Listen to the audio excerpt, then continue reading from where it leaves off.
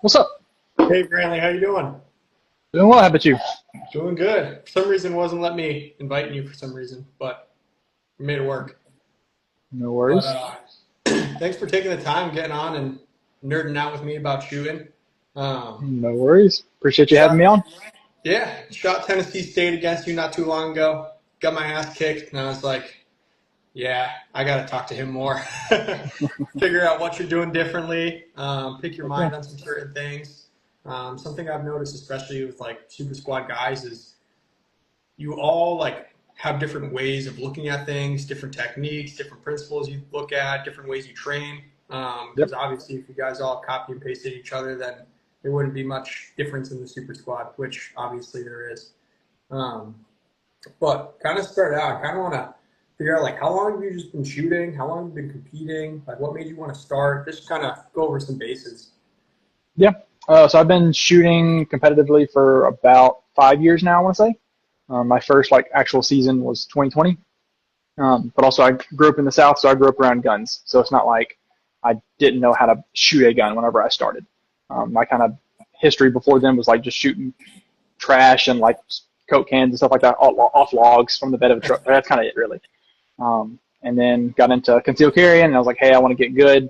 Saw some videos, practical shooting, competitive shooting, and I was like, I got to try that. Shot one match and was instantly hooked, and it's been like just downhill, like full head hog like as much as I can, kind of from 2020, and been slowly getting better and better as it goes. I thought it was normal to shoot nationals also. When I first started, I didn't think that was like an uncommon thing for people. So like my first year, like less than 6 months into shooting, just immediately shot nationals, had a Oh great wow. time, busted my butt in the mud, um, had a lot of fun, shot decent, and it went good, and then slowly been going up from there. From still competing in nationals, swapped a couple guns, but just keep going slower and slower up the chain up till last year got, or I guess this year got second place behind Siler, and just keep competing. Yeah. Do you think, I mean, definitely shooting nationals 6 months into shooting is something I'd be willing to say 90% of plus people don't do. But I'm curious, do you think that gave you like a really good perspective early on as to what, like what's out there? Like a lot of people Um, look at like, oh, I haven't shot a major yet, and I always tell people like get out there, shoot one because you yeah, get a ton of perspective on what's out there. Do you think like definitely. early on exposure like that helped you out a ton? It definitely helped me out for sure. I always say like kind of similar to what you just said is like you learn so much more from a major than you ever will from a local match. Like just shooting one major, I learned as much stuff as it is from like three local matches easily. So it definitely is very beneficial. I would say for me personally, seeing it's kind of like a weird kind of both sides of like I saw what the potential was, but also I saw my potential because that very first nationals I got like a stage win, and I was like, okay, that shouldn't happen. But that was also me going like basically balls to the walls, and I literally just got lucky and Hooking got a up. stage win. Yeah, exactly. Yeah. Got a stage win, and I was like, oh, like hey, I'm at least half decent at this current shooting thing, and I enjoy it. Let me actually put in the dedicated time and the effort into actually making it consistent and also get better in general. So it was Yeah. like I shot the first nationals and I was like, hey, I'm good. And then also I was like, hey, I'm also really crappy sometimes, most of the time. And got to see other people just like destroy me on other stages. And so I was like, hey, that's possible and I have the potential. Let me actually follow it. And so that's kind of what that first nationals kind of in my head kind of told me. Yeah, I mean that makes sense. You'd have to battle there. I mean, showing up within 6 months of shooting competitions is a big part of it, but also Definitely. seeing that you had potential. I think like for the mental side of competing, like that alone will push somebody pretty far. Oh, yeah. But like I said, like as far as like super squad guys go, like I feel like everyone has like their thing, right? Like, and I've been watching your game, I've been watching other people's games, and something you do a lot. I don't know if I want to say different, but very well compared to other people is you're shooting on the move. Mm-hmm. It's something after watching some of my videos and some of your videos from Tennessee State is when I was like, oh yeah, like it confirmed a lot of the things I was thinking. Where you'll talk to some people, even like top 50 guys in the country. Talk to me like, oh, these targets here, like, how do you want to take them? A lot of them are like, I'm not taking a risk. I'm going to stand and shoot here and get my points. Where you're like, oh, 25-yard partial, three mini poppers, 20 yards. I'm going to go full stride through that and shoot it. Like that's a very different approach. And I'll eventually want to get into stage planning with you because I'm sure that plays into a role in your decision making. Yeah. But I kind of want to know, like, what kind of principles are you looking at when you're shooting on the move, if any? Do you have a different technique that you like to abide by that is, different from other people? Like, I'd love to hear your take on that. Yeah. So like as for like principle's sake, I heard Mason Lane explain it one time, and it kind of just resonated with me, like his levels of difficulty explanation. So like when you look at a target and how you want to engage it, it's like you really have to factor in what levels you're kind of stacking on them. And you can't stack, once you start stacking on too many levels, it gets really, really squirrely, and like the chance for something bad to happen increases exponentially. So like a level of risk would be like distance, it should be like a partial target, and also like moving basically. So like I can only probably stack maybe 2 of those at a time, maybe 3 if I get lucky, but generally I'm not going to try to do any kind of super craziness. Now that being said, I am more crazy when it comes to shooting than most people, and that is also because I've practiced it. I just got dominated by steel so early on, of like it just kept eating my lunch every time I go to a match. I'm like, what is going on? And so I literally went on eBay and bought like some cheapo like 6-inch AR500 pieces of steel, and like I think a mini popper is like 8 inches. So like, this is smaller than it should be. As well, this was a perfect like 6-inch circle, and I literally just hammered those out like continuously about shooting those on the move, shooting those as soon as I come into position, and just kept working on those. And so that really gave me kind of a little bit of a confidence boost, as well as like the practical ability and the skill to do so. But when it also comes to like, you said like kind of a little bit of like technique kind of thing, I don't think I have a certain technique. I don't do anything of like slowing my feet down or shooting in between footsteps or slowing the breathing. Don't do any of that. It's literally just like if the dot's there, pull the trigger. I think for those cases, I'll definitely be more of like on the wall of the trigger for sure. But then it's just like keep sending it and just practice the harder things in practice, kind of redundant.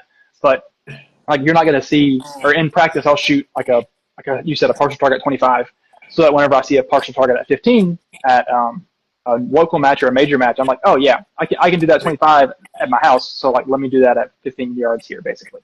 And it also goes into the fact of like how you feel that day is also very crucial.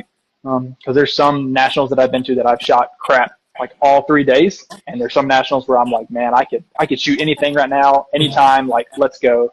And so you kind of have to play for it in that aspect as well.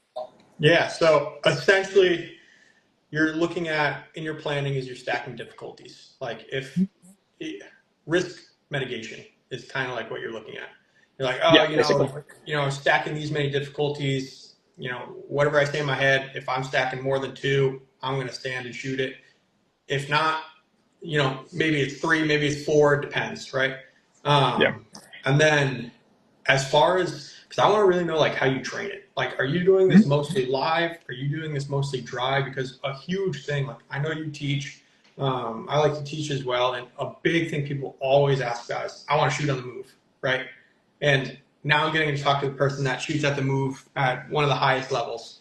How do you train it? Are you looking at like result based, like, oh, the time was good on whatever array I'm doing, plus I hit the target equals good reps? Or are you looking at like smaller skill cues that determine if it was a good or bad rep?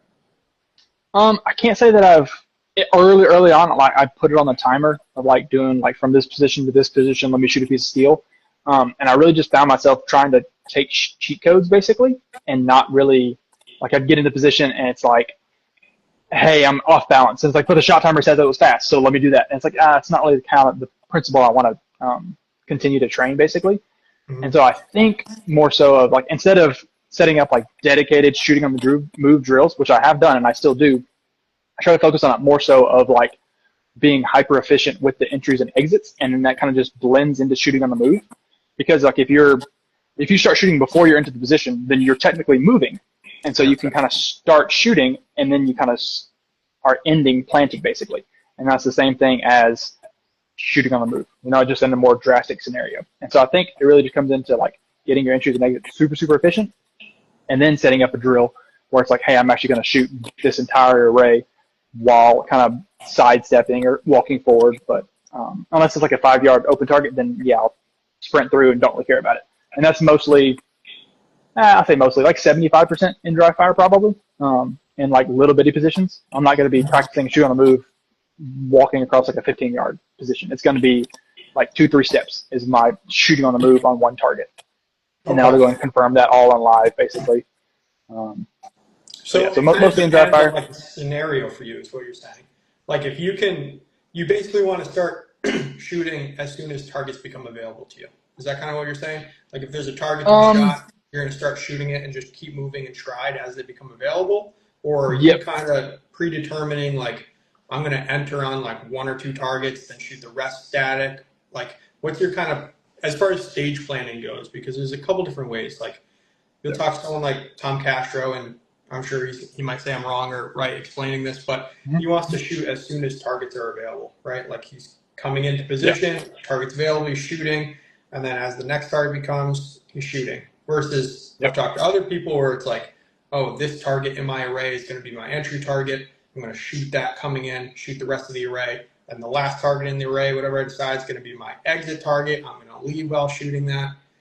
There's a couple different ways people look at it and articulate it. I don't think those are exclusive ideas. I think those can be also inclusive. I think of it more so of like, hey, I want to always be shooting. I want to never have a down time where I'm not shooting because I'm not scoring points, or in a defensive situation, you can dream up I'm not shooting, whatever it is. I don't care. But generally, if I can continue to shoot, it's going to be more beneficial for me, as well as if I continue to just slowly move throughout the stage, if the targets allow me to. If I can slowly move throughout the stage, I generally can shoot at a little bit less of a pace, meaning I don't have to have like the fastest splits. Because generally what happens is you have guys who like post up and shoot, they're trying to rip some nasty splits of like some dropping some 14s, 18s, 20 partials, or 20 splits on like a hard partial, whatever it is, versus if I can kind of slowly and methodically smooth flow through the stage, I can drop 25 splits on everything and still be perfectly fine and still be within the time. So I gain a little bit of like time saving for that as well. But when it comes to like picking which particular target I'm leaving and entering on, I 100% do that. I will say, hey, I'm going to enter on this position or on this target, and I'll leave on this target, while still having kind of that back end mindset of, hey, I've already determined on the first target I can probably be pretty much moving on. This one particular target I need to be stopped and stable on because it's like a 25-yard partial or whatever it is.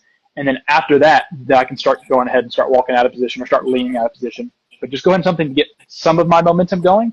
Because if I end that last shot and I have a completely dead momentum, then I'm kind of just wasting time. Not so much wasting time unless the target deserves it. But if it's like an open target at 15, I should 100% already have my momentum kind of out of that position, because I'm trying to kind of do 2 things at once. Now, that means I'm probably not going to do both of them at the best thing I can do, but that's why I'm kind of slowing that shot pattern down so I can gain a little bit more accuracy when it comes to like a refined sight picture, basically. So your principle basically is, overall, I want to keep the gun running at all times. If that means I need to keep my feet moving on this target array the entire time, I'll do it, no matter the difficulty. Not no matter the difficulty, but it's like that's what I prioritize more so. Especially just like continue to shoot. If I instead of making a 4-position stage, 4 positions, I'm gonna make it 2.5, because I'm gonna shoot 2 of them like all together.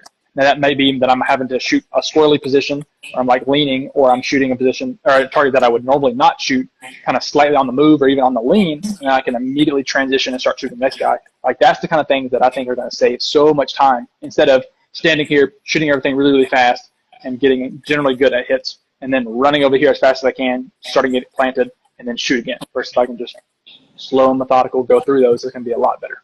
Yeah, that makes sense. I mean, it also plays into hit factor, right? Like everyone likes to think of the technique of hit factor math, even though it may not be super important for most people. But at its core, if you're not shooting, you're not scoring points, which means your hit factor is going down. If you can continually score points when the clock's on, your hit factor will go up. Basic math. So essentially what you're saying is, as long as I'm scoring points, I'm going to do what I have to do with my body and the stage plan to make it happen. And that's going to yield out typically to be a good hit factor. Generally, definitely. If you can keep the accuracy up with that plan, for sure. Because that's something I still struggle with, and I struggled on hard early on, was just doing that same exact plan, but then just dropping Charlie's, Deltas, Mikes occasionally, or maybe not more than occasionally, just all the time, because there is a lot of inherent risk in that, because you're not stopped and stable. You're going to have to bring the sights back to the center of the target a little bit more difficult because you're kind of introducing that aspect of the whole body is now shifting. You're not just having to watch the gun lift and bring it right back down the center like a nice little recoil drill. It's like a lot of things are happening at one time that you're having to manipulate. And so making sure to practice that is going to be highly beneficial for sure. So this segues perfectly into what I want to talk about next is, a lot of people say like, oh, I want to get faster, or, that's usually the biggest one, right? Like, I want to get faster. Mm-hmm. Do you kind of like, would you rather someone go, all right, just give 100% effort, disregard what the hits are going to be right now, you're going to lose matches because of this. Push your speed, learn where the fundamentals fall off, correct from there at speed. Or do you kind of subscribe to like, oh, maybe push an extra 10%, to where you're totally not falling off all the way, and then incrementally increase your speed, and then eventually you just get faster? Like, how do you kind of, I feel like I'm going to know your answer on how you started, but I'd love to hear your take on that style. Yeah, so how I started and how I teach a little differently. I think I was sometimes the edge case when it comes to that because I'm just a naturally fast person. I'm just like twitchy sometimes when it comes to just not doing things slow, really. Like I try to do things as like quick as possible sometimes. And so when I got into shooting, like I was already the dude who shot at faster than he could really see. And so then I had to just bring myself back to shoot more controlled versus some guys who start out in the sport and they're more so that like rabbit shooter basically, where they shoot at they're like 50% effort basically. And they really have to push themselves outside of their comfort zone to even get what they're actually capable of, because they are capable of, they're just holding themselves way back. So that's kind of where I started. How I like to teach people is first and foremost, you got to be safe. So like there is a limit to how fast you can go because you will do something unsafe and you will get yourself or somebody around you hurt. So like that's first and foremost for sure. And I think there is a detriment when it comes to, not a detriment, but there's an upper limit to where you should be training when it comes to speed, solely for the fact that if you have no earthly idea what you just did, but you did it, you're going to be like, well, was that actually beneficial? Now, that doesn't mean that how do I explain this? Like being able to articulate versus having a feeling of what I did might be more reasonable. I think Joel Park says it best. Like I want to feel uncomfortable, but I don't want to go like full Ricky Bobby where I have no clue what just happened. You get done with the stage and it's like, what happened? What happened? Did I shoot good? It's like, no. You want to shoot outside your comfort zone for sure, and maybe just outside of your visual acuity basically. So instead of like real-time processing of what's happening, maybe you get done with the stage and then you kind of have that like flood of processing of like, oh, that's what I did, And then you start doing that pace of like kind of hits you all at the end. You keep doing that over and over again, and then you'll be able to start kind of seeing and processing throughout the stage and kind of build up the process speed in that aspect, I think. So I would be more so of like push the 10% instead of to push the whole hog probably. Because I think if you push the whole hog, like you said, you're going to be just like dropping way too many mics. So I would say definitely push the 10% speed. And also this is more so of a practice thing. This is probably not so much a match, maybe, but definitely not a major match thing. I could definitely see like shooting this at a local, like, hey, I'm going to shoot this local at my uncomfortable pace. And then I have mics. But now if you're not calling those mics, that's an issue. So like maybe that's a little bit too fast. But if you're saying, hey, that one felt a little weird, like that one's probably an edge delta and it turned out to be a mic, and it's like, oh, cool. Like that's okay. That's you figuring out your kind of speed level basically. So going as fast as you can see your mistakes. Like going fast. That's a good way to put it. Yeah. Going as fast as you can see your mistakes. I like that. Yeah. Now that only comes to the trigger pulling shooting aspect. Everything else, there's no reason for you to go slow. There's no reason for you. If you have the ability to reload and draw at 1 second, then you should always be doing that at 1 second or trying to shave it down as little by little, basically. But like when it comes to running too, like there's no time you should be like lollygagging through a stage. Like every run is a full out sprint, unless it's like super close where you have to just like immediately break down and start shooting again. But like everything not shooting should be fast. Yeah, exactly. I think I heard Eric say it one time is everything but the shooting should be at 110% aggression. And the only part that's shooting is pulling a trigger. Everything else is non-shooting, essentially. But kind of circling back to nationals, obviously you had a great finish at nationals, although I'm going to assume you wanted first place. Yeah.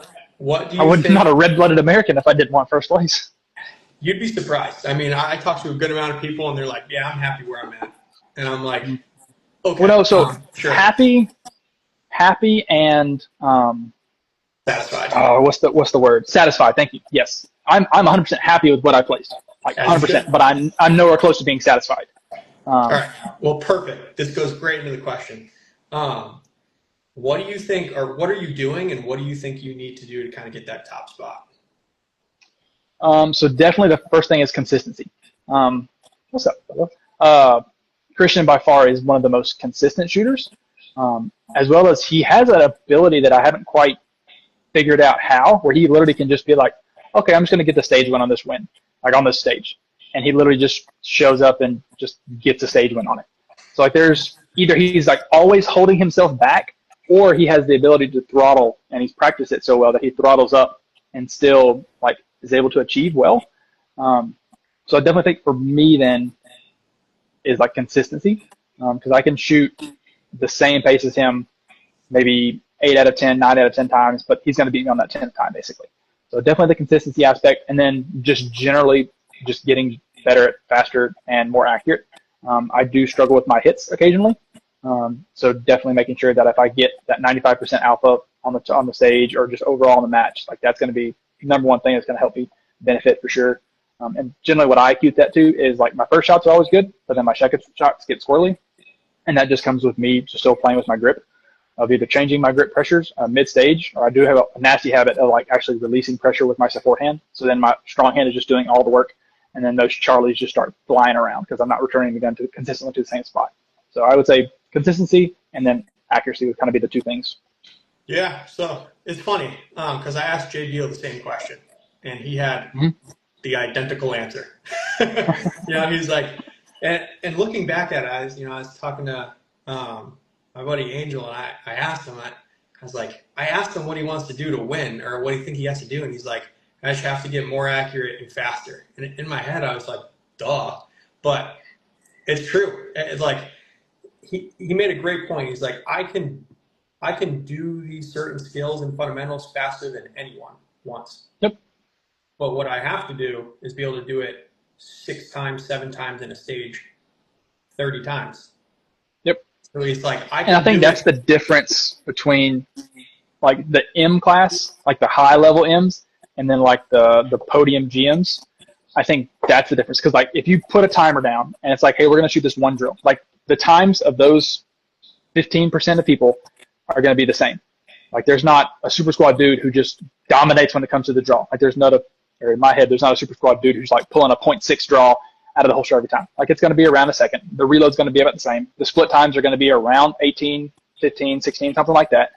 But where it comes down to is that consistency, because everybody can do it once, but then like those other dudes can do it 9 out of 10 times, 10 out of 10 times, and that's really where it kind of just the whole pack just shifts.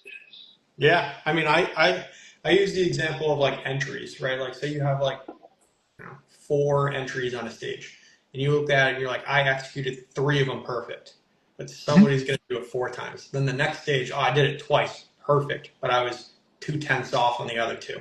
You know what I mean? Like, There's always going to be something to get better at, like, for sure. that seems like when you talk about building consistency, like building consistency throughout every stage on individual skills is, I don't want to put words in your mouth, but it seems like that's what you're talking about. Oh, definitely. Now, when it comes to building consistency, how are you training that? Like, are you just focused on shooting a lot of matches and working on consistency? Are you just isolating skills in your training and just working them until, they're second nature? What does that kind of look like for you? Yep. So for skills specifically, like it's definitely isolation. It's like, hey, I'm going to run this skill building drill of like vision or recoil control or trigger manipulation. Like I'm going to work this until it's second nature, like you said. Like it's super, super boring. And then once I get a bunch of those skills worked out in isolation, then I just make a drill where it's like, I'm going to focus on these 3 things that I've just picked into one drill. And that's when I start developing like the speed aspect into it. So in the skills, it's really just like how good I can do the skill kind of indifferent from the time itself. Because I really want to get the overall skill as efficiently as possible. And then the time will just be there for that skill. Then whenever I start actually adding skills kind of in a linear progression, like this skill, this skill, this skill, that's when I'm going to start adding a little bit of like the time and the speed aspect to it.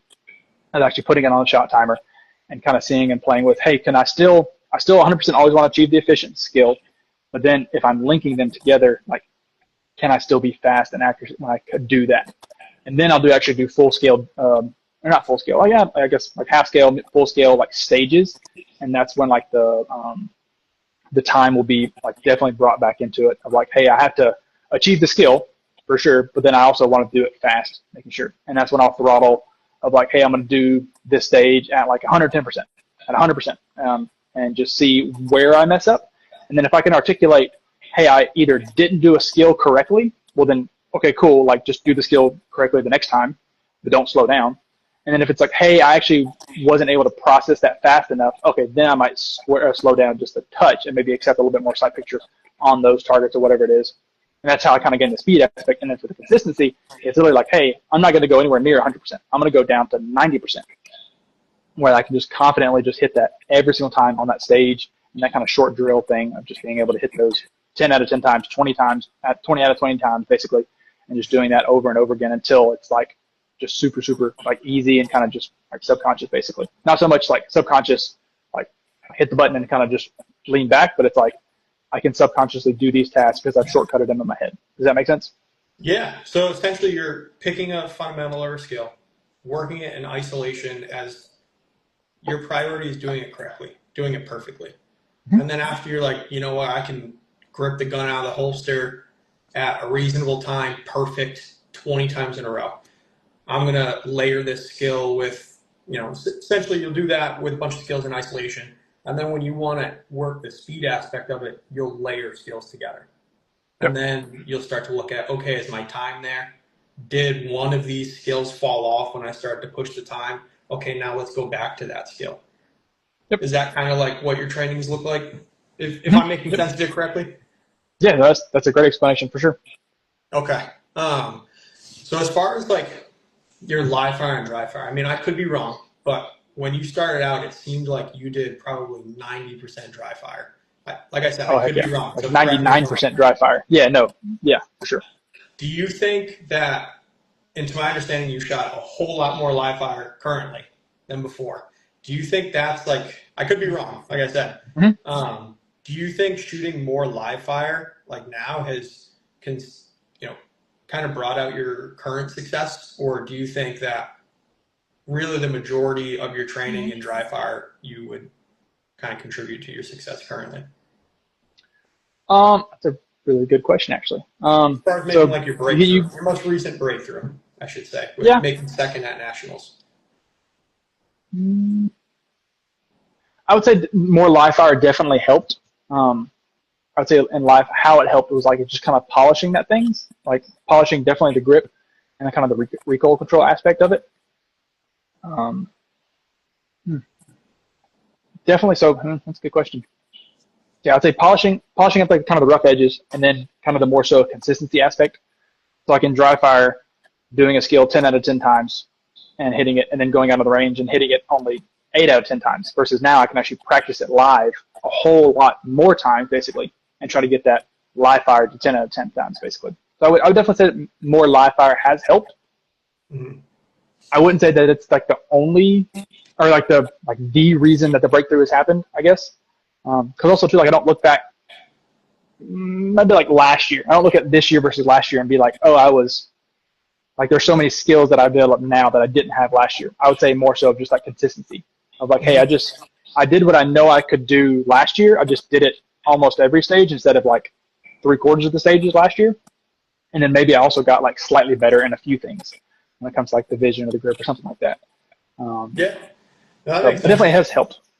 The reason why I ask is like I've seen a lot of people that do like maybe 99% dry fire, right? And maybe they only go to the range to shoot like a really low round count once a quarter, once every month, every other month or something like that, right? And you see them do dry fire and you're like, you're probably building some bad habits in that. You know, I think we've all seen people do certain stuff. Possibly, like that. Obviously, in your situation, the majority of the stuff you were doing was building good habits and success. But do you think that you were able to like really figure out that your dry fire was working much more shooting live? Or do you think from the jump, your dry fire was representing your live fire perfectly? So from the jump, for sure, my dry fire was not representing my live fire, and that is from me still having issues with my support hand. It's because I dry fired a lot, and I wasn't as diligent as I needed to be of making sure that I had a good pressures on the gun the entire time. Now I kind of get back into that subconscious mode where my support hand just kind of starts loosening up on the gun. I do think that probably is from a lot of the dry fire versus if I started live fire more heavily on, it would have been better. But I mean, that is what it is. That doesn't mean don't dry fire. That means, hey, be more diligent in your dry fire. Because like you made a good point. Like if your dry fire and live fire are just like drastically different, then yeah, you're dry firing wrong for sure. But I think if you're diligent enough and like able to hold yourself to that accountability of dry fire and dry firing well, then I think it's a great tool. However, it is hard to do that every single time, every single trip. And it's sometimes easier just to go shoot live fire and just be having the bullets remind you and the recoil remind you of what actually to do sometimes. Mm-hmm.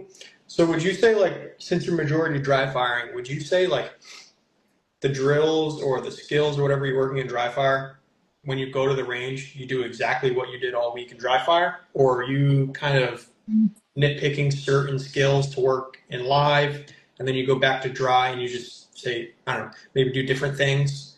Or do you kind of like say, I'll put an example. Say you're like, oh, I'm working my vision, my grip, and my entries in dry fire all week. And then when I go to the range on Sunday, I'm going to work my grip, my vision, and my entries. Or are you doing something different? So if I were to say I'm dry firing mainly for the sake of conserving ammo, well then I'm only going to shoot live ammo at what things that have to be tested in live.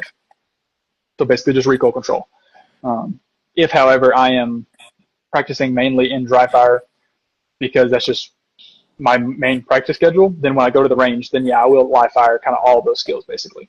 But I generally don't have like, this week I'm practicing entries and exits. This week I'm practicing grip and vision. It's like every session is a grip and vision session, and then I'll sprinkle in kind of movements and entries basically. And then when I go to the range, it's like, okay, I'll start out with fundamentals, I'll start out with grip and vision, I'll start out with some simple stuff, and then it's like, hey, let me get some smaller stages basically.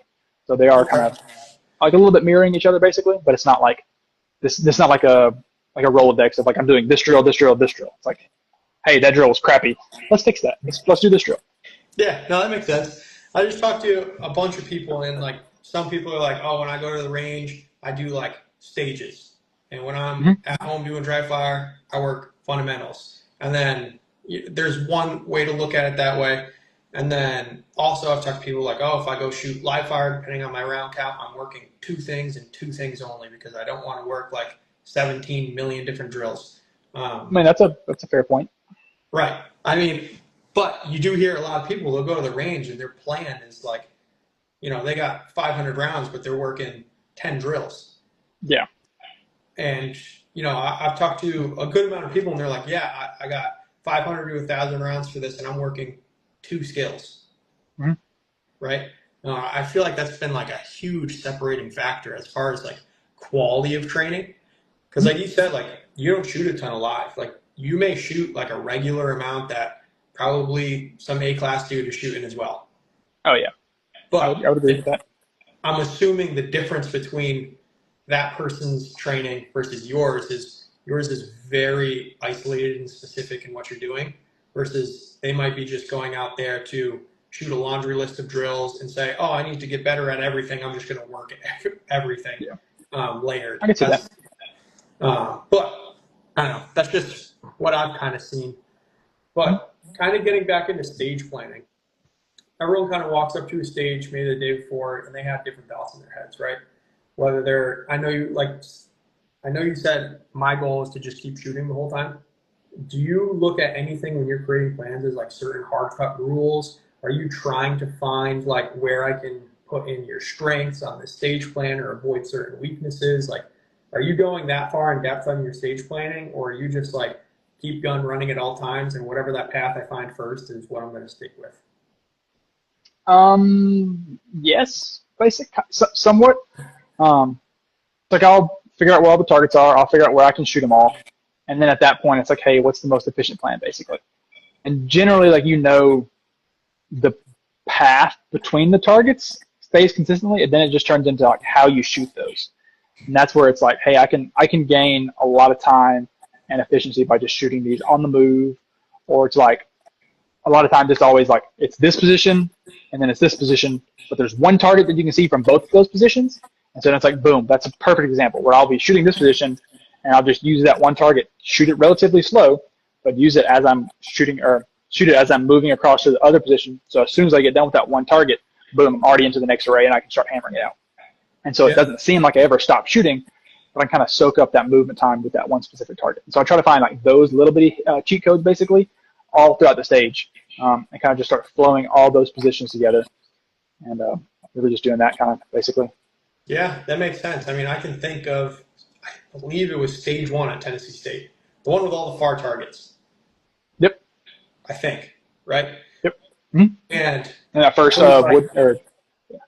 yeah, because I looked at my time on it, I looked at yours, and I was like, where in the world is he finding all this? I played it way too safe. Like in my head, I was like, oh, those are 4 targets. Like I will 30-yard targets with partials and steel. I'm going to stand here and shoot it.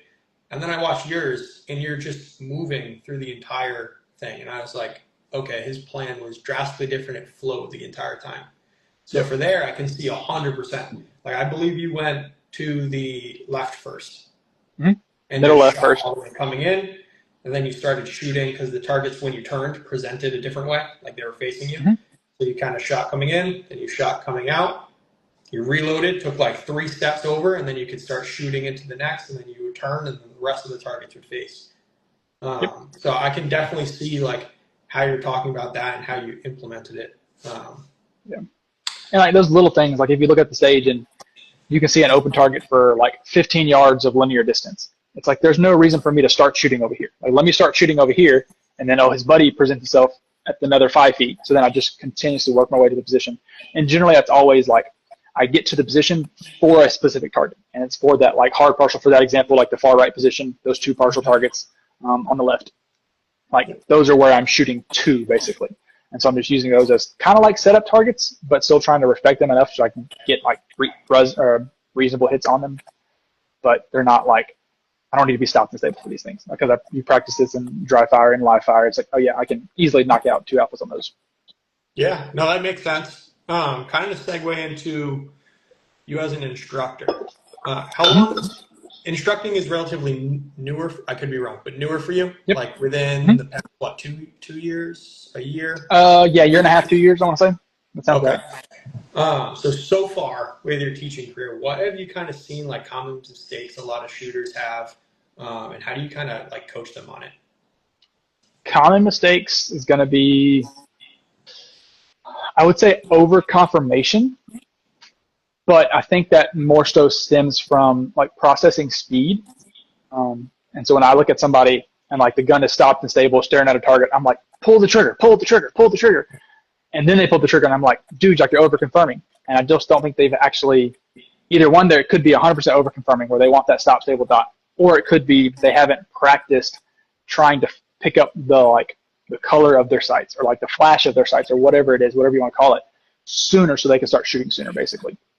Or they're like staring at their dot as it comes into position. Oh, yep, it's there, and then start pulling the trigger. So there's a couple things in that aspect. And then I will say, what else? Definitely over confirmation. I see a lot of tension, a lot of unnecessary tension, and I was definitely that shooter starting out. Like literally watching, who is it? Like I guess Hetherington and all those other guys, all the early school guys, all the tactical guys for sure. And also shooting Glock. It's like I thought you had to have the super hunched up shoulders, the like tactical turtle full on, and just try to delete the recoil with the Glock. And that's how my gun worked. Like in the beginning, like my gun ran flat. Like I shot a Glock and it was like a sewing machine. And now I'm like, I really don't have to do all of that to get the same process. So if I take all that mental effort and kind of physical effort that I was to try to get a flat gun, now I use that into like finding the next target or trying to bring the sights back on target. Without I free up so much extra space, because like the gun can do whatever it wants to do as long as it continues to come back to the same spot. And so I think that's one area that guys don't have to tense up as much. They can kind of relax, and also relaxing just helps in every other area as well when it comes to even the moving and transitions basically. So I would say those 2 are the ones I see most often in my class for sure. Yeah, definitely. Especially too, like you touched on grip, and I feel like a big misconception is people wanting to make their gun shoot flat and Mhm. avoiding the part of how the gun tracks and returns. Because don't quote me on the exact number, but I'm pretty sure the slide finishes reciprocating in like 0.008 of a second, which Yeah, it's fast. nobody can react to, right?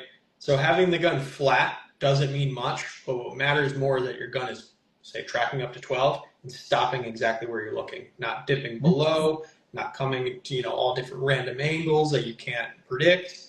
Um, so I think you definitely crushed on that point there, because I think that's a huge misconception. If people talk, oh, your grip is so good, your gun's so flat, and you've heard that probably a million times. In your head, you're probably thinking, okay, it Doesn't matter at all. does not matter, Yeah. Yeah. because the gun's going to return faster than we can react. So if it's flat or not, it doesn't matter. Um, Definitely. so as far as instructors, I'm sure you started seeing lots of them that are out there. How Mhm. important do you think it is that instructors are competing? May not be regular. How important do you think it is for an instructor to get out and shoot a match? I think it's very, very important. I think most people can agree with that. Of like, if you teach something, you should also be trying to make yourself better at that skill. And in my head, the only way to get better at shooting is to do competitions. But that doesn't mean you go to a match and it's like, yep, I checked the box, cool, done. I can go keep instructing. It's like, use it for what it's worth. And it's like we said at the very beginning, it's like I shoot a major match so I can learn where I suck and where somebody else is better than me, basically. And so by going to a major match instead of a bunch of locals, I can do that in a less amount of time. First, I can go to just one major instead of like 3 locals and learn the same thing. And especially with major matches, like you get exposed to more people at a higher level than you potentially. And so that's just always going to be beneficial. And for an instructor, like I totally get it. Like most of your job hours are on the weekend, and so you can't come to every single one. But I would definitely encourage anybody who's going to be teaching any kind of practical shooting nature is hopefully shooting a couple matches a year. Um, I definitely understand you're not going to be shooting every single weekend. Like that's understandable. But like hit 4, hit 5, hit 6, like major matches a year, whatever you can do to just see what is possible and what's out there, and then take the other time to actually develop your own skills and making sure that you can reasonably articulate your skills that you've learned and kind of refined to your students. Because there's 2 different things. Like you can be a great shooter and a crappy instructor, and you can be a great instructor but a crappy student, or a great instructor but a crappy shooter, basically. Yes. And so you have to be able to have a little bit of both. Because if you're a great instructor but you don't know shooting, like nobody's gonna take your word for it. Versus if you're the best shooter in the world but you have no clue how to explain something, they're gonna be like, oh yeah, he's the best, but I have no clue how he teaches. It's like, so you have to be able to demonstrate those skills by being a good shooter, and then having to articulate those to other people for sure. Yeah, being able to articulate what you see and can do is so important, because that's how you teach somebody. Like just doing it, running a demo, having it be good, and turning back to your students and saying just do that. I mean, obviously that's an extreme. That's an extreme part of it, Yeah, right? I've But seen it though, but yeah, it doesn't work. yeah, no, I've seen it as well. But articulating is the other 50%. Like, how can you coach your student to be able to do what you just did, or at least see what success is short term, so that way they can learn how to repeat it? Obviously, a lot of that stuff takes on their own side, but getting them to actually do the thing that you're trying to teach at least once, so that way they can Yes, feel what right is, I think is extremely important. And definitely. And also having the ability to demonstrate wrong techniques. I think that's kind of been highly beneficial for me. Is like, hey, let me show you what is good, and then let me show you what is bad, and let me show you what is really, really bad, and then being like having somebody shoot, and it's like, oh, hey, that bad way, that's how I shoot. That makes sense in my head, and it's like, okay, cool, this is how you fix it, and then like you said, trying to get them to do it at least one time in the class, because I'm not trying to get somebody better in a class. Like that's not how that works. Like that's 100% a fallacy. What I'm trying to do is open your eyes and allow you to achieve something once, maybe twice, maybe 5 times in a class, and then you can remember that feeling and that process of how you got there. Then you go and practice that and really refine it and get that consistency aspect of that thing that you kind of saw in class. Does that make sense? yeah, absolutely. So kind of a debated topic that people like to talk about on the internet is being able to use matches for practice. I mean, some people are like, oh my God, no, you can't practice at a match. It's only time to execute your skills. Other people are like, I'm going to reload out of every position because I want to work reloads. Obviously, they're two different extremes. What's your kind of take on this? Like, do you like to use local matches or maybe even majors for practice, or are you just all in on these are time for me to test? I lean more towards the it's time for me to test side, basically. Also, I don't shoot local matches. With my current like shooting schedule and also my job, like I'm away from the house for a lot of weekends, and so just being away from the house for local matches as well is just too many times away from the family, and so I'm just gonna dial back on locals basically, and just shoot majors when I can. So if there's somebody who's shooting more locals, then I can definitely see the understanding of like, hey, this local I'm gonna practice this certain skill or whatever it is, or trying to go faster and trying to accept less, or whatever that may be. That I'm okay with. But if it's like, hey, in this local match, I'm going to, like you said, practice reloading from a position, well, I think that's kind of a wasted time because like for a major match, you get a 6 stages, you have 4 positions per stage. Like you only get 24 positions. So you're only going to do that rep 24 times versus I can go dry fire and do that rep 100 times in the span of like 30 minutes. So it's like the juice isn't worth the squeeze when it comes to that. Like I'm spending a whole lot more time and effort to do 24 skills versus I can do 100 skills in the comfort of my own home. So when it comes to like a straight skill building aspect, definitely don't try to like build skill in locals. Like you don't have that repeatability, you don't have that like isolation ability basically. But if it's like, hey, I want to string these multiple skills together, then yeah, I go test it in local matches. And then when they're like testing on major matches, I would kind of see that as a little bit pointless because like the barrier to entry is so much higher versus a local. Like I'm not gonna go spend $200 for just entry fee on a major match. Minimum. Then it's like the hotel, then it's the travel, then it's the time away from family, then it's the ammo, just to be like, yeah, just to do a practice. Like that's kind of dumb in my head. Seems like a cop out. If I'm, I guess I don't get the cop out area, but it's like I'm doing all those things to win, to shoot, to be good. Like it is the test. Why would I not try to do everything I can to get a better score than the next guy, basically? Yeah, no, I can definitely see what you're saying as far as practicing at local matches, like hard skills, for example. I can understand where you're coming from. I think like a lot of the practice might come like from the mental side. Like, oh, I need to go faster at matches. I will commit to going faster at matches and whatever I'm doing and just accept that the results might not be where I want to and then learn from it. There's in my head also, there's like a little bit of a fallacy with that.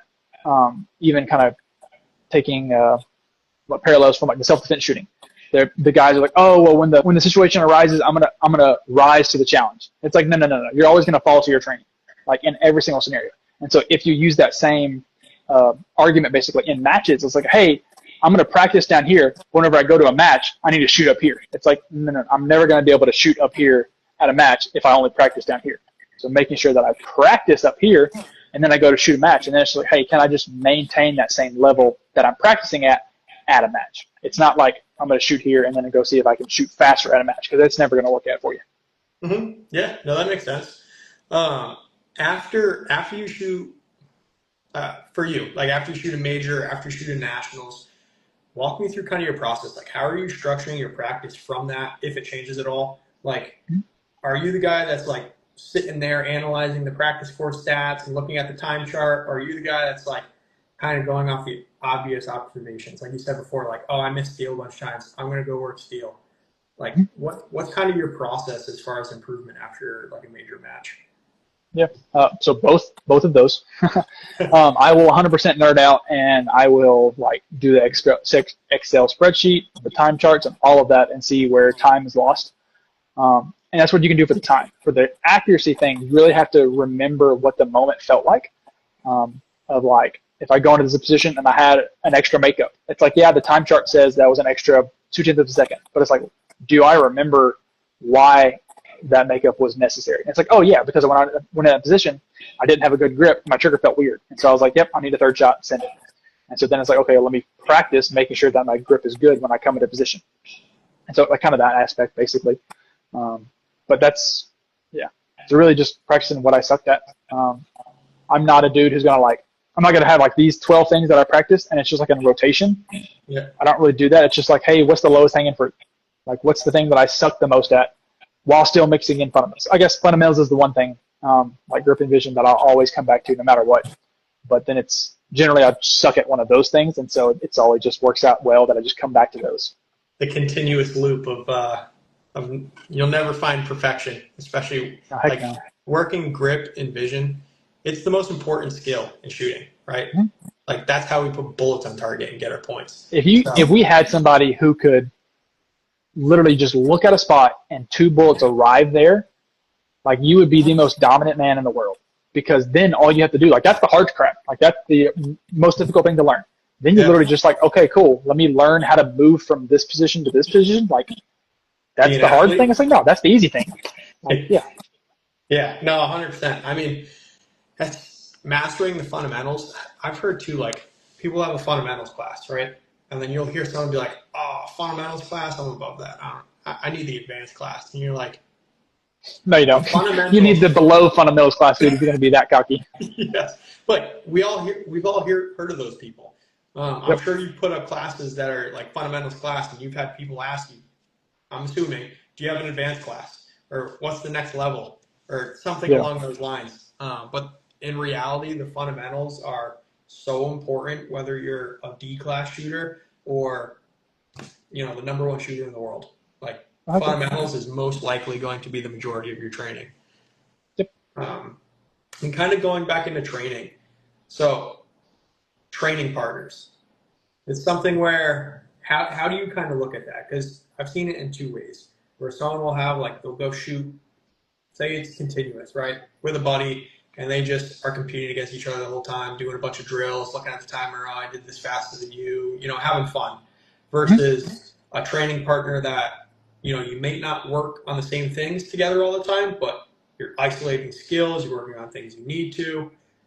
I'd say there's a very huge population of the shooting world that does the first option. How important do you think it is to make sure your training partners are on the same page as far as actually getting better? Or do you think you can just make it work? So I haven't really had a training partner really when it comes to shooting at any kind of stage in my shooting. It's kind of normally been by myself, you could say.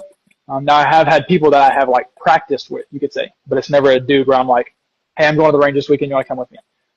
Never kind of in that aspect. And so I can't talk too much for it. I don't have a dude who I do that every way, so I don't quite know what that feels like, but I would assume, and in the small practices that I have shot with people, there's 2 different areas of it. It's like, do I want to do, like you said, the first option? I was like, hey, I'm almost testing my skills against somebody in practice, and there's definitely benefit to that. Maybe not every time, but there's definitely benefit to it in some times where it's like, hey, we're going to go head-to-head on these drills. You're going to push, I'm going to push, and we're going to see where the wheels fall off, basically, and where you beat me, where I beat you, and kind of compare notes in that aspect.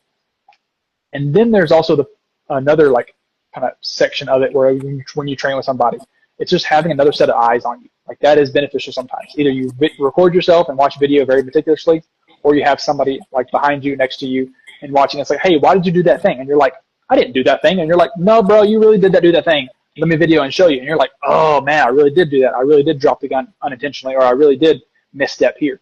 And so having somebody kind of call out those weird little things that you take for granted, but they notice is like, hey, that looked weird, is beneficial. But also, too, when you're doing the fundamentals, you can kind of talk to it as well as when you're being a student on the line, how difficult is it for an instructor to you're taking your time a lot when it comes to analyzing what that guy is doing and just practicing the fundamentals, because you can't visually see unless they have a really jacked up grip whether their grip is good or bad. So you have to start making some diagnosis. And so having somebody stand behind you as you shoot a fundamentals drill, it's that's not as beneficial. If you're in a partner or you said shooting buddy kind of scenario in a training class, yes, that is what we are there for. But in a shooting buddy class, it's more so of hey, you kind of have to figure it out yourself of what your grip feels like, what it is. And that's where you kind of just compare. It's hey, we pulled this trigger at the same time, but my hits are better than your hits. What are you sucking at, basically? So I would say those kind of scenarios would probably be beneficial. Yeah. So having training partners is beneficial as long as it's productive and you're actually helping each other out. Especially because like fundamentals, like you said, like say we're working on grip. We're both generally going to hold the gun, generally speaking, in the same spot on the frame, right? Yeah. For the most part. Some might have a little more cant to it, some a little higher, a little lower, doesn't matter. But like what you feel and the pressures you're inputting into the frame of the gun, you can't see. So a lot of that stuff, like you learn with conversation, or especially if you're an instructor, you know, you're looking at the paper, talking to the student, telling them to try different things and seeing how that affects it. But yeah, no, that's a great point. I think he's in here right now, but Jacob, he's one of my students, and that was a big thing he was going through, is dealing with training partners or having training partners, but also at the same time trying to keep practice productive and not just have it be like, you know, results based, look at the time, and that's all. You know. Yeah, if you get multiple people in a training scenario, they're all trained together, I could see it easily turn into like a match test environment, basically. And then you're not being able to isolate. Because also too, like in isolation, like I'm doing a drill like 10 times, 8 times, like back to back to back to back. And if I'm like, okay, I shoot, then you shoot, then he shoots, and then we go and pace the target, like that's 30 minutes between I pull the trigger. Like that's just not conducive to actually training. So like, you can train with buddies, but also make sure to like dedicate time by yourself where you're actually putting in that kind of isolated skill. Yeah, especially like with grip. Like I'm starting to use a new platform, and like when I'm working grip, like I might have a rep where I'm like, oh my God, that's perfect. I need to know right away how to reproduce it. Look at my hands. What am I doing? What's the pressure like? Okay, I'm not taking my gun out of my hands right now. And I'm going to make sure I do this again, see what it feels like.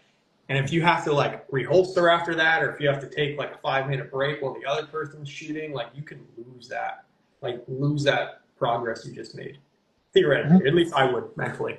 I understand that. So, what do I want to ask you next? You're coming to Granby. Good old Granby, Math.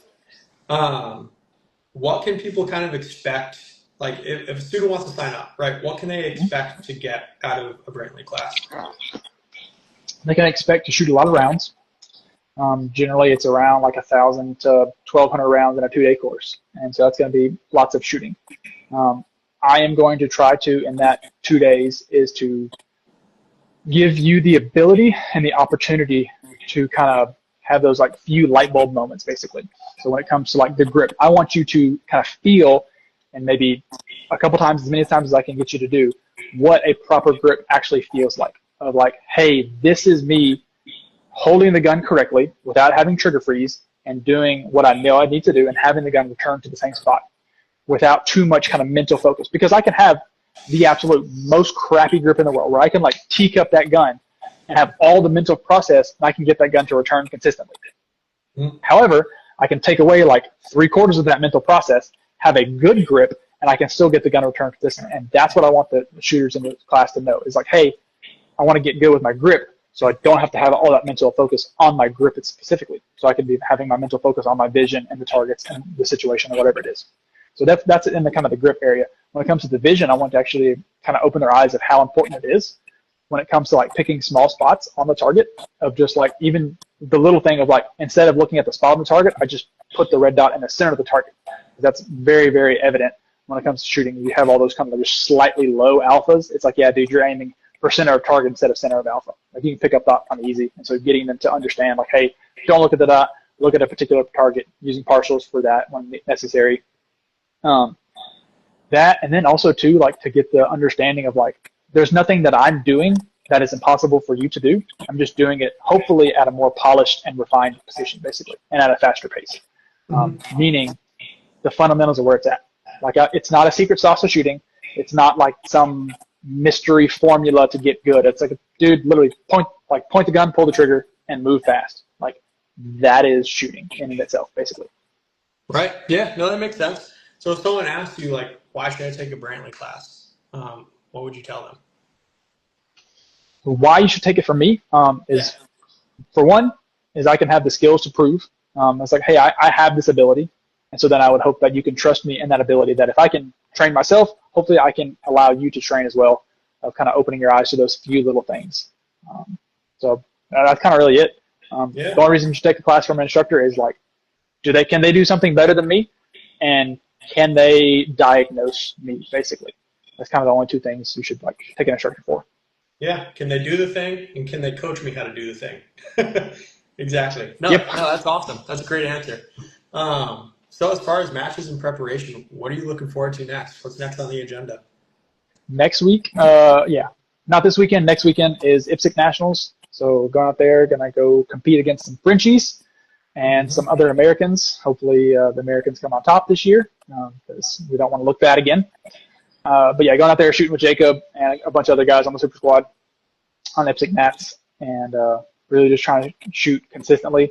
Going into an IPSC Nationals, IPSC Nationals and IPSC match in general, like you just know the accuracy is going to be first and foremost. Generally, you're going to have more drawn out positions from the small. And I say this from only shooting a couple of IPSC matches. From what I've noticed, though, is from positions are further apart.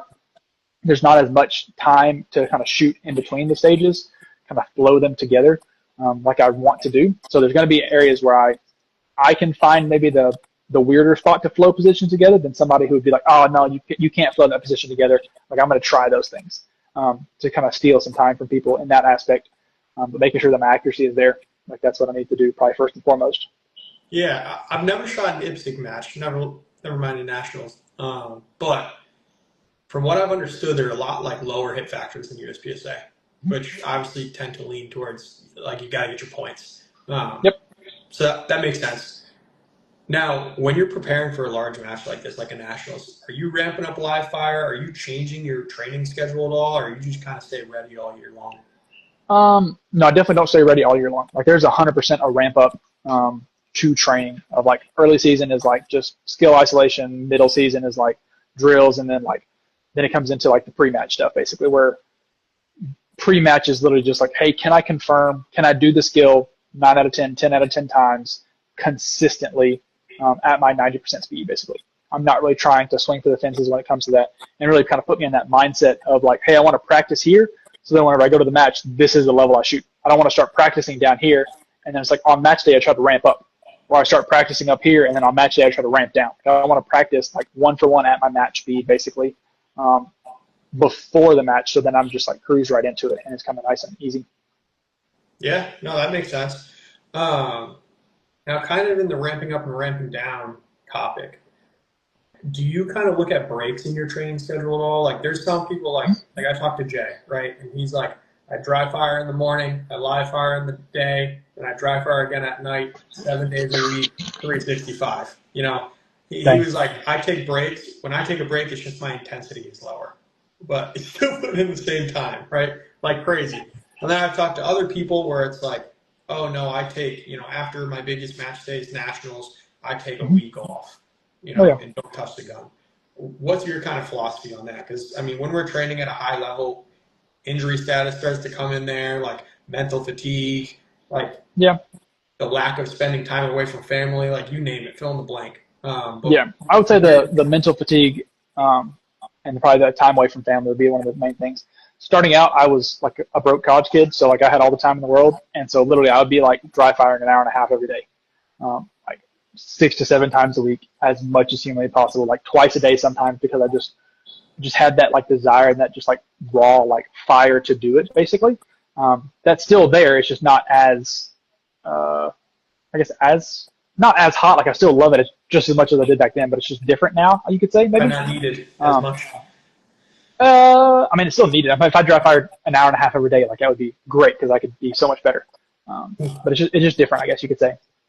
But I'm still like nowadays I'm trying to dry fire like 3 to 5 times a week. I'm not trying to do it every single day because I'm human. I got 2 kids and a wife. Like there's going to be things that take me away from that. This is not my full-time job, but this is something that definitely impacts my job. So I want to be good at it. I'm going to dedicate time away from family and like resources and money to this aspect so I can be good. Like, that's for sure. This is not just like a side project and a hobby for me at this point. This is definitely something that like impacts my family. So making sure I put dedicated time to it, like dry fire 3 to 5 times a week as much as I can, and then dry fire as much as or live fire as much as possible. Right now, that's about a once a week, once every other week, kind of in between ranges right now from situations. We're trying to find some good places to shoot, basically live fire and practice. So But we've heard. yes, I can right now. I'm good to get like a dry fire or a live fire session once a week. So that's served me well in the past. So I'm cool to do it for a little bit. So that's kind of like the like the intensity, I should say, of like kind of my training basically. But when it comes to like the kind of the ramp up and kind of the current situation, like after like the season is ended, like I 100% like I put down the guns. I'm not gonna hold myself to that standard year round because I will 100% get burned out. In the first couple of years, I did go like 365 year round because I just had it. I was like, cool, let's do it. Now, like once that last nationals is over, so like after limited optics nationals or area 2, I think one of those 2 is my last match of the year. Like I'll put down the guns and I'll only dry fire it when I want to. Like when I'm like, man, I really haven't touched a gun in a couple of days or in a week. Like, oh, let me go dry fire. That's when I'll go and do that. So, because I'm going to get burnt out eventually, and I want to make sure that I'm trying to play the long game and not just the short game. Basically, I want to do this for years and years because I enjoy it and it's fun. Yeah, no, that makes sense. I'm always curious, like, because everyone always thinks, right? Oh, if I want to get to the top, I need to outwork everyone, right? And the more I talk to people, and especially like super squad guys, the more I realize is that's oftentimes not their philosophy. Like, especially in our sport, working smarter and working more efficient is like by far, like you're not going to be able to muscle out the person that just knows what they're doing more in practice. Like knowledge is I would definitely say like there is smarter is always going to be better, and more efficient practices are always going to be better. But also, if you can be smarter and more efficient, and then also put in more time than the next guy, like that's going to be way better. So don't just think about like you can be smarter and efficient. Like, oh, I'm only going to put like this minimal effort, but I'm going to be highly effort when it comes to that little bitty amount of time, basically. Like, put in as much as you can. Now, some guys just want it more than others. Like I wanted it a lot more than more people starting out, and so that's why I put a lot more time to it, kind of basically. Yeah, no, that totally makes sense. I mean, I see a lot of people who are like, oh, I dry fire X amount of minutes every day, and I'm thinking to myself, I'm like, you may just be checking a box. Like, No, do that's you very true. actually understand what you're doing in your training? Are you Yeah. focusing on certain things? Like, essentially, I'll put it towards like, if you go to the gym, would you just show up to the gym, or would you have a plan what you're doing that day before you get there? And would you try and be efficient, or would you sit in the gym and figure it out for 3 hours and then come home every day? Like the dude that goes in there with a plan and is in there for an hour and out and does exactly what he's doing and knows what he's doing will always get stronger and bigger than the dude that's like, dude, I spend 3 hours a day in the gym. I don't have a plan. They're trying to equate like skill level with like time input. It's like, no, that's not the same factor. Right. Justin's got a good question I'm going to answer. At what point does very little rate of return on dry fire? I don't think there is a point where you should stop dry firing, honestly, unless you, a small caveat, unless you are somebody who literally has access to unlimited rounds where you can do dry fire tasks and live fire, and you can do it financially, like then yeah, do that. But for us other mere mortals, I would say dry fire is always going to be beneficial because you can do, in my head, you can do more reps and then in the comfort of your own home, and if you're lucky, sometimes even in the AC. And so like those 3 things are always going to be easier for you to do, as well as like isolating it, like you can put on your music, whatever it is, like go and isolate like small little things instead of being kind of bombarded when you get to the range of like being bombarded with the recoil, being bombarded with the dude next to you shooting, being bombarded with, hey, it's hot out here, I only have an hour at the range or whatever it is. You can kind of put more dedicated time into it in dry fire. Yeah, I mean, I was on top of that. I'd almost say like perfecting your grip at times is more easy to do in dry fire than it is to live. Like, I can see that. Because you're mentally focusing on your grip instead of like mentally focusing on like the recoil. Those are 2 different things to focus on sometimes. Right. Not all the time. Like I feel like you need to understand what a good grip feels like before you can go and replicate it in dry fire. Like what the pressures should be, so that way when you go to dry fire, you're like, okay, I know how to replicate this to an extent. Yeah. It gets you confirm it. You confirm it in live fire. Yeah. Like this is how it should feel. This gets me the good outcome through a good process, and then it's like, hey, can I get this every single time in dry fire, basically? Yeah. No, absolutely. So going back to Granby, where can they? If someone's looking at this and listening to this now, and they're like, Granby, Massachusetts, I want to come sign up for that class. how can they sign up? Should they DM you? You got a website? Like, what's that look like? Yep. So you can hit up the website, which is literally BrantleyMerriamTraining.com. You can type that in, or you can go to my, I think there's a link in the bio that'll take you straight to there. Hit the registration page and sign up for the class. I got a couple of other classes on there. That's going to be the quickest and easiest way. Yeah, awesome. Well, I won't keep you too much longer, but I appreciate your time. Thanks for coming in and nerding out about all things training with me, and yeah, look forward to seeing you on the range again. Appreciate you very much for having me. Yeah, have a good one. See you, man.